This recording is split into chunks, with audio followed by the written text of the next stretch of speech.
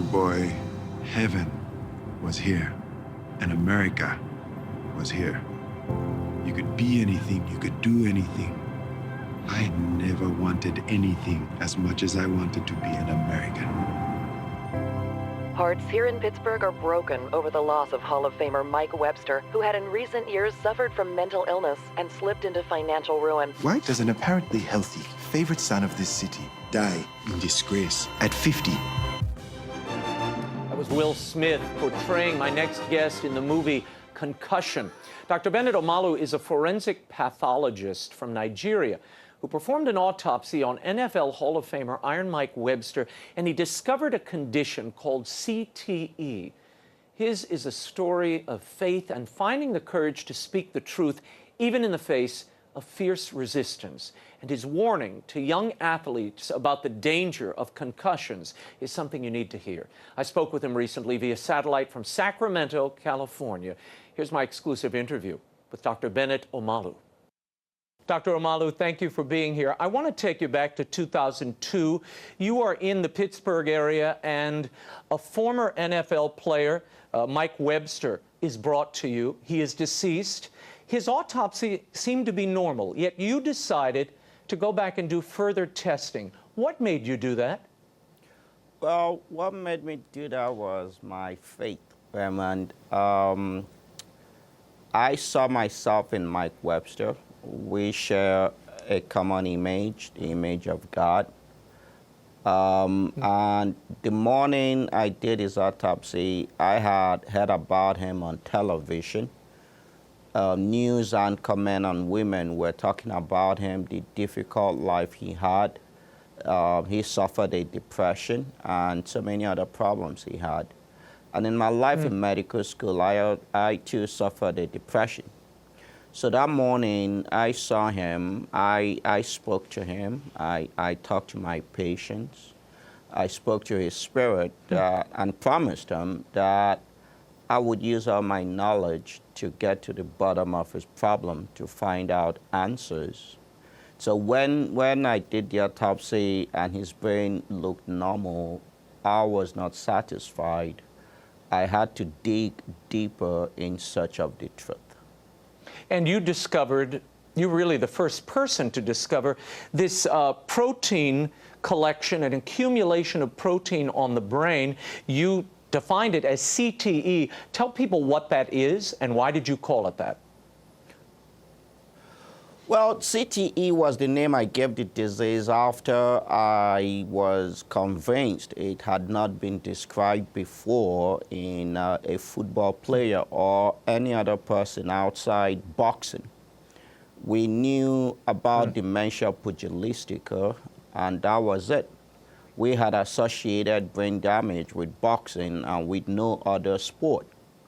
So when I saw the changes, I had to give it a name rather than just publishing it as a scientific curiosity. So I engaged in branding. And I chose CTE because it had been used in the past as a descriptive terminology. Because in the court of law, there's what is called the Dobbert principle. A scientific concept has to be recognized as a generally accepted principle to be accepted in the court of law, and it needs to have precedence. So I chose CTE, chronic traumatic encephalopathy, because it had a good acronym, but at the same time, it sounded intellectually sophisticated and erudite. All right. Now, doctor, were you prepared for the NFL's reaction?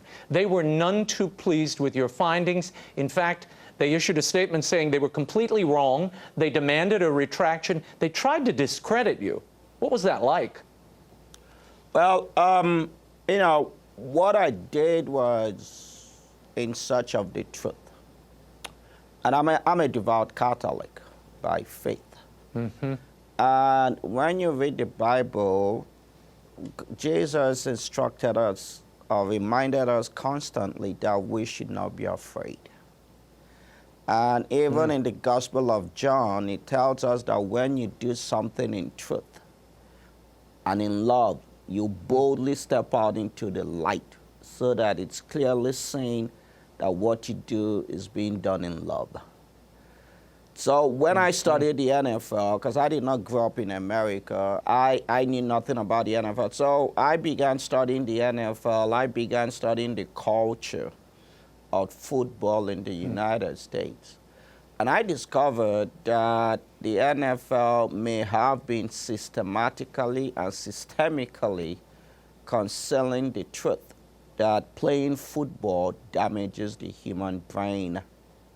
So I embraced my faith. I stood grounded, embedded in my faith with a breastplate of love. I was doing what I was doing out of love of my fellow mankind. So I wanted the truth to be told. I spent my own money. I traveled across the country to fight for the truth. And we should tell people, you were interviewing family members, you were examining other deceased players, examining their brains, doing autopsies, and extensive study into the nature of their brain injuries. And there seemed to be a pattern here. In fact, the NFL has paid over $1 billion now in settlements based on your research. Do you feel vindicated that you've changed the NFL? Have you? Have you changed the NFL in any way? No, I don't feel vindicated because this has never been about me. But I think the thousands of retired football players, college football players, high school football players that had been suffering in silence and in obscurity, they had no answers to the questions why they were suffering, what they were suffering. I think they have been vindicated. People like Mike Webster, Terry Long, Andrew Waters, and so many others, they have been vindicated just like I promised Mike Webster that I was going to vindicate him. The truth has vindicated them. And I think Will Smith, by playing me in the movie Concussion, has contributed tremendously in the enlightenment of the society. And I think everybody out there must know that playing football damages your brain. Whether you wear a helmet or not, whether you suffer a concussion or not. And if the younger you are when you begin playing football, the greater the likelihood that you would damage your brain. And look, as a Christian and as a scientist... Doctor, what would be your message then to parents, to kids watching right now? There are a lot of people playing football all over the country. You would say what to them? My message is that science tells us that as a society we evolve. And faith also tells us that we must constantly renew our minds and embrace the new self while giving up the old self. We must change. As we become more intelligent, we give up the less intelligent things of the past. Playing football damages the human brain. If you're an adult, you're free to do whatever you want to do, and I will be the first to stand by you to defend your right and freedom to do whatever you want to do. But for children, I strongly believe by my science and my faith that children should not be playing contact football. And not just football, other high-impact contact sports like ice hockey, like what? Boxing, wrestling, rugby. It damages their brains. And I've done so many autopsies on young children in their 20s and in their teens who played football when they were 6, 7 years old. And in their 20s, they lose their memory. They suffer from disinhibition. They engage in criminal activities. They abuse drugs. They become alcoholics, all because they played football. And this is a fact. I don't intend to scare anybody. When you seek the truth and embrace the truth is enlightening. The truth actually sets you free. It's liberating. So we shouldn't be afraid, Doctor, like Jesus has called us to. Doctor, I want to explore something you mentioned earlier. You said when Mike Webster, who was really the first player that brought this condition to your attention and where you discovered it in his brain, you said you talked to his spirit. Now, I've met with an awful lot of medical examiners to research books and other things. I find there is a common link of faith in many of these men. Even if they're not practicing it, there is an awareness that they're dealing with something and someone sacred. How does your faith assist you in the examination of the dead and help you weather the many storms that you have since your finding? My faith is what defines who I am. I'm a physician, a scientist. I live my life by an amalgamation of my faith and science, because faith seeks the truth. Science also seeks the truth. And both my faith and science have taught me, having done over 8,000 autopsies, that death is a continuum. It's not the end of who we are. We have a spiritual aspect of us and we have a physical aspect. Both go together. Now, when you pass on, the bodily form dies, but your spirit lives on. It's a continuum, but because we are mankind, we don't have answers. There is so much we do not know. Science can never provide all the answers. In fact, the more you know in science, the more you realize what you do not know. And same applies to faith. So by my faith and science, there is no end. That end is God. And so when I see a dead person and I'm performing an autopsy, I talk to the spirit of that person because his spirit is alive. And I've done so many cases, like Mike Webster's case. People have asked me, why did you save his brain when you did not see any abnormality? I don't have answers. I don't know. Okay, even after I examined his brain, I did not see any changes. Why did I continue? I don't know. In fact, I should not have even done an autopsy on Mike Webster because we knew why he died. He had a massive heart attack. But I still did his autopsy. You ask me why I did it, I don't know. Possibly Mike Webster's spirit was guiding me. Who knows? We don't have answers to that. But we should not dismiss it. Yeah. Before I let you go, Boston University was to accord you an honor, a special honor. They alerted you to this honor forthcoming in the spring. Now they have suddenly canceled it. They said, we've had a change in our gala. We've decided to go in a different direction. You don't think it's as simple as that?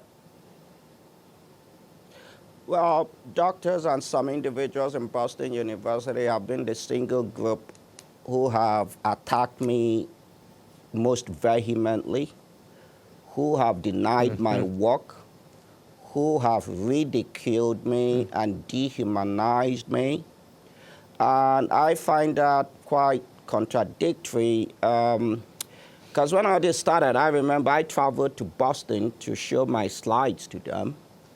The work, I think by dismissing me, they are actually dehumanizing Mike Webster, Terry Long, Andrew Waters, Chris Benoit.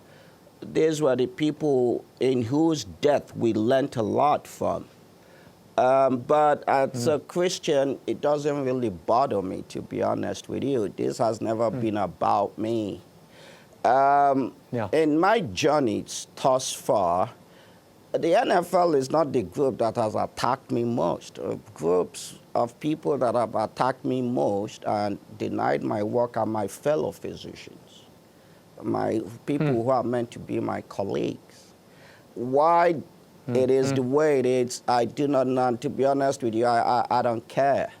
Because when you embrace love in your life, every other thing is secondary. You focus on the love and the light of the mighty God. That is what I'm doing. And I forgive everybody. I forgive everybody. So, but I pray they would have a change of heart. And like Jesus said to Mary Magdalene, woman, your sins have been forgiven you, but go and sin no more.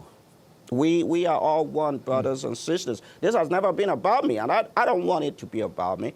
I wanted to be in the service of our common humanity, because I'm just a messenger. We all are one body, one spirit, one love. Let us serve one another, because we are members of one another. Well, as I read the concussion book, which was before the movie, it's so clear there. The research stands on its own, but the drama that the research created, but isn't that the story? Anytime truth is brought out, there are those who feel threatened, injustices start to prey on this individual, and it seems to me you've weathered it, and you've taken the right path, and you're still standing, still doing your research. What's next, doctor? Well, what's next? I see it as my Calvary. I never asked for this. So what's next is I'm writing a memoir. The title is Truth Doesn't Have a Side, so that I could help anyone else out there who is experiencing his or her own Calvary.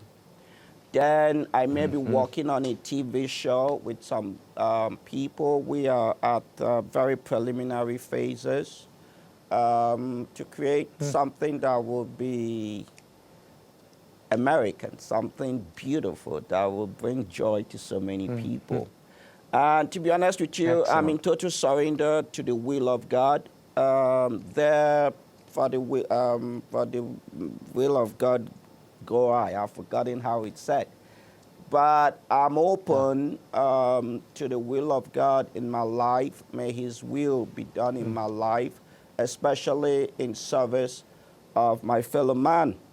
And also, some people set up a foundation, Bennet Omalu Foundation. They named it after me. I did not want it, but they insisted. So through that foundation, I could help other researchers like myself invest on individual ingenuity to possibly discover a cure for CTE. People could go to the website. It's BennetOmaluFoundation.org. Very good. Dr. Bennet Omalu, thank you so much for being here and for your candor and your groundbreaking research. Thank you, sir.